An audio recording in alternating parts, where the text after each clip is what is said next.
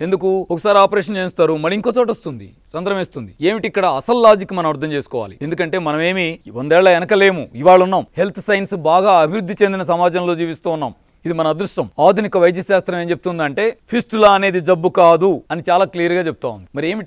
ఏమిటంటే ఎవరి శరీరాల్లో అయితే శరీరానికి అవసరం లేని రసాయనిక వ్యర్థం పేరుకుపోయి ఉంటుందో దాన్ని వదిలించాల్సిన సహజమైన విసర్జక అవయవాలు తమ డ్యూటీ తమ సరిగా చేయకపోతే ఉదాహరణకి నీళ్లు సరిగా తాగం యూరిన్ ఎల్లోగా వస్తుంది యూరిన్ ద్వారా వెళ్లిపోవాల్సిన రసాయనిక మలినాలన్నీ బాడీలో స్టోర్ అవుతూ ఉంటాయి 2 శరీరంలో అతిపెద్ద విసర్జక అవయవం చర్మంలో ఎప్పటికప్పుడు చెమట పడుతూ వేస్ట్ బయటికి వెళ్ళిపోవాలి మురికంతా బయటికి వెళ్ళిపోవాలి లోపల ఉన్న మురికి కానీ మనకి చెమటలు పట్టవు ఎప్పుడో కరెంటు పోతేనో ఎప్పుడో ఏసీ బంద్ అయితేనో ఎప్పుడో ఎండాకాలం వస్తేనో తప్ప పొరపాటున కూడా చెమట రాదు పైగా ఎప్పుడైనా చెమట వస్తే ఎలా ఉంటుందంటే చీచి చెమట పోస్తుంది అయ్యో చెమట పోస్తుంది ఆ ఖర్చు తీసి తుడుచుకుందామా అయ్యో అని కంగారేస్తుంది అసలు విషయం ఏమిటి ప్రతిరోజు శరీరానికి చెమట రావాలి చెమట ద్వారా చాలా మురికి బయటకు వెళ్ళిపోతుంది